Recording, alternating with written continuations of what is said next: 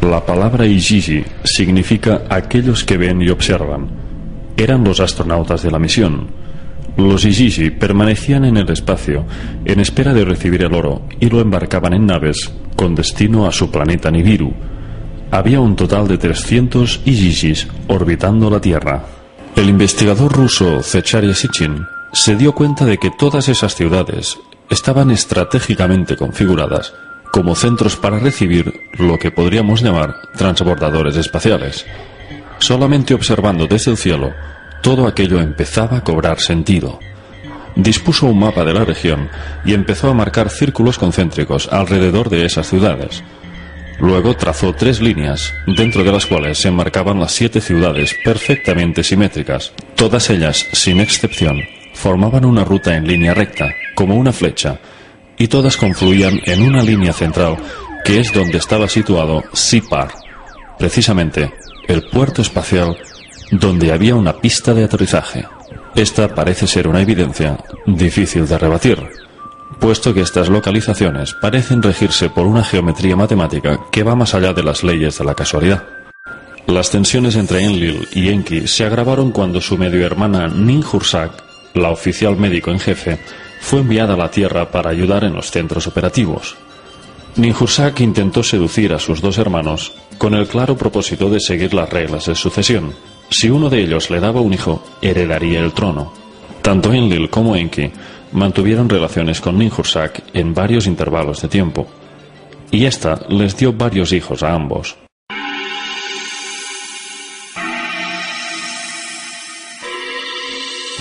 Mientras Enki seguía al mando de las extracciones de oro en las minas del Apsu africano, los mineros empezaron a comunicarles su descontento por las pésimas condiciones que tenían que sufrir bajo aquellas asfixiantes minas.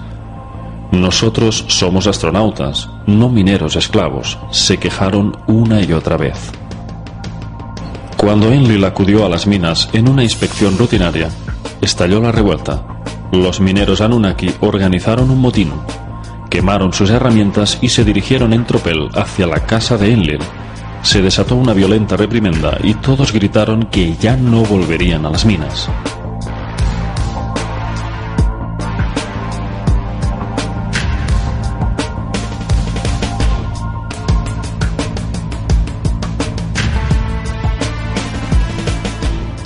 Entonces, Enlil comunicó a su padre Anu que la situación era incontenible y que se cortaba el suministro de oro. Las minas estaban cerradas y los Anunnaki se negaban a obedecer órdenes.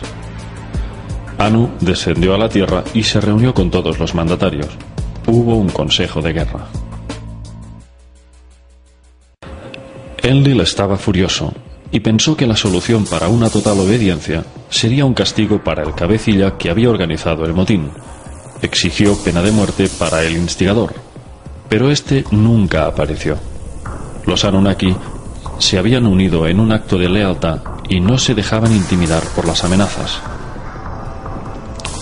Con la llegada del rey Anu, los mineros le relataron las duras condiciones que habían tenido que afrontar en esas minas. El soberano les dio la razón y ordenó el cierre total de las minas. La misión quedó suspendida. Pero, ¿qué podían hacer ahora? Enki tuvo una idea. Y ante todo el consejo, dijo lo siguiente. En el sudeste africano vaga un ser que puede ser entrenado para realizar tareas en las minas. Si la marca de los Anunnaki fuese implantada en él.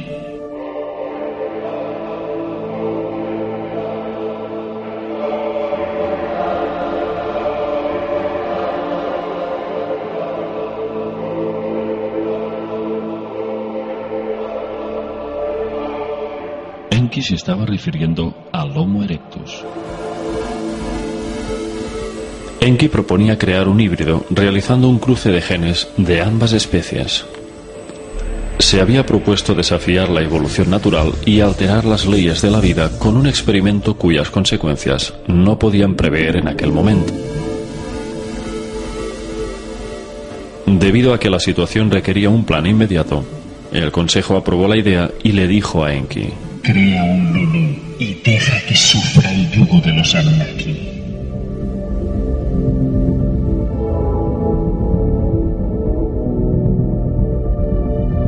Se marcaron un plazo de tiempo, así que el proceso debió de ser rápido. Con la intervención de Ninhursag y sus elevados conocimientos como genetista, se puso a trabajar al lado de su hermano Enki. Cogieron un homínido hembra y le extrajeron el óvulo, el cual fue fertilizado por el esperma de un joven Anunnaki. Una vez el huevo estaba inseminado, lo volvieron a reimplantar, pero no en la mujer mono, sino en el útero de una hembra Anunnaki.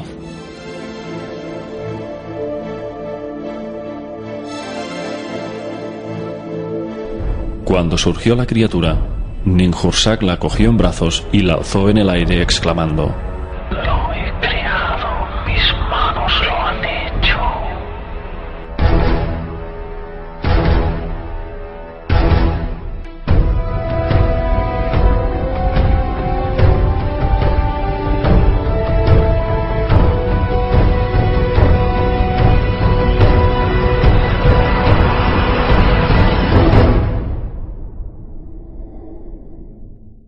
Repitieron el procedimiento implantando más óvulos en los úteros de las llamadas diosas procreadoras. Lo hacían en fases de 14 inseminaciones y cada vez les procuraban 7 machos y 7 hembras.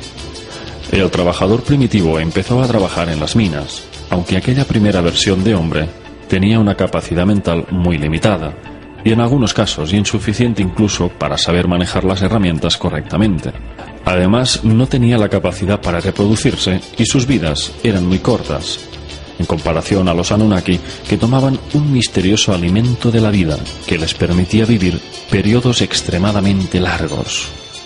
Enki decidió mejorar su experimento y se encerró en los laboratorios biológicos de Eridu para perfeccionar al Homo sapiens y hacerlo más listo y más longevo. Esta vez, Enki usó su propio esperma y creó a un nuevo ser. Lo llamó Adapa. Era un hombre con mayores habilidades que los anteriores híbridos, mucho más inteligente, pero dotado además de la capacidad para reproducirse. Aquello fue un insulto para Enlil, pues consideraba que Enki había violado todas las leyes, ya que se le había autorizado para crear esclavos de mano de obra, no seres capaces de procrearse. Enlil no podía soportar la idea de que el hombre pudiera algún día llegar a ser demasiado numeroso y terminara por ser una amenaza para ellos. Una vez que Anu fue informado de la nueva creación de Enki, se levantó del trono y gritó: «Dejad que me traigan a Adapa ante mí». El gran soberano estaba inquieto por las maravillas que había escuchado de esta versión mejorada del Homo sapiens. Quería comprobar en primera persona cuáles eran esas cualidades de las que hablaban. Una nave espacial estaba dispuesta para embarcar a Adapa hacia Nibiru, pero antes del viaje, Enki tuvo miedo de que intentaran exterminar a su criatura y le advirtió con estas palabras: Adapa, tú irás ante la presencia de Anu, el gobernante. El camino al cielo tomarás. El rostro bondadoso de Anu, ellos te mostrarán. Mientras te pones delante de Anu, cuando ellos te ofrezcan el pan de la muerte, tú no deberás comerlo. Cuando ellos te ofrezcan el agua de la muerte, tú no deberás beberla. Cuando Adapa llegó a Nibiru y se postró frente al soberano, éste quedó impresionado por su inteligencia. Recitaba versos y poesías que Enki le había enseñado. Anu estaba asombrado. No podía creer que aquel ser primitivo tuviera una mente tan desarrollada. Entonces, cuando Adapa terminó de hablar, Anu se dirigió a sus consejeros y les preguntó qué debían hacer con él. Y tomaron un veredicto. Fascinados por sus encantos, querían que Adapa se quedara en Nibiru. De modo que le ofrecieron el agua y el pan de la vida, lo cual le daría la inmortalidad para permanecer con ellos en su mundo. Pero una vez le sirvieron el pan y el agua, Adapa rechazó tomarlo, siguiendo el consejo de Enki. Así fue como Adapa regresó de nuevo a la Tierra, sin haber sido obsequiado con la vida eterna. Una vez en la Tierra, Adapa fue ordenado sumo sacerdote de Eridu, la ciudad de Enki.